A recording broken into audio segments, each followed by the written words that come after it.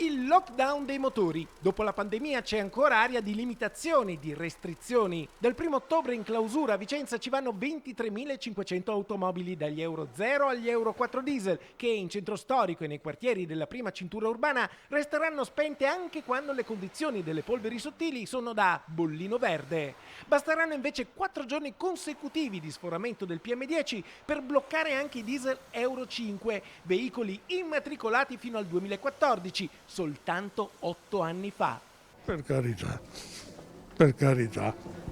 anche no. Sì, mi sembra una limitazione piuttosto pesante, insomma, per la gente. Sì, sarebbe un disagio, insomma, notevole. A tanta gente si impedisce davvero l'accesso al centro. È un disagio certo per gli abitanti, ma anche per i negozi, che si vedranno diminuire sicuramente le entrate in qualche modo. È un disagio grosso per i cittadini e per tutti quanti, anziani e tutti quelli che devono muoversi. È una situazione che dovremmo semplificare invece che rendere le cose più difficili. Invece le cose si complicano con il blocco degli Euro 4 diesel e in allerta arancione anche degli Euro 5 a gasolio. Un lockdown dei motori che, però, un altro lockdown, quello del Covid, ha rivelato essere poco efficace. Durante il lockdown abbiamo commissionato un'analisi che ha dimostrato che con tutto il traffico fermo la riduzione del PM10 è poco meno del 10%, quindi serve veramente a niente.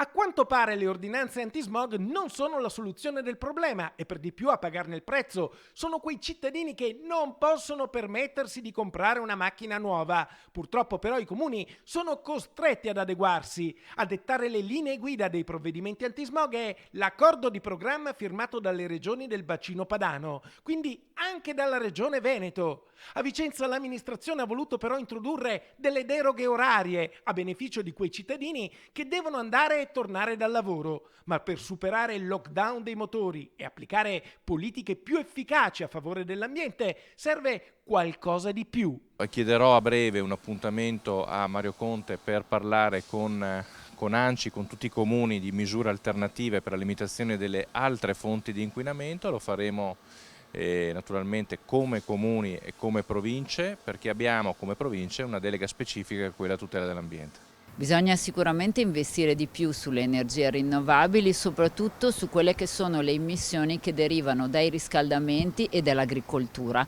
E poi in realtà bisogna aiutare le città a utilizzare delle circolazioni anche diverse, ma mettendo in atto delle misure strutturali che nelle nostre città mancano completamente. Insomma, la Regione Veneto si attivi per cambiare le cose. Servono provvedimenti più efficaci del blocco delle auto, più utili all'ambiente, più vicini ai problemi dei cittadini. In alternativa il rischio, paradossalmente, è attuare politiche poco green. Sì, in materia ambientale devo dire che purtroppo succede molto, si fanno questi provvedimenti, con una mano di green, ma che in realtà di green hanno davvero poco.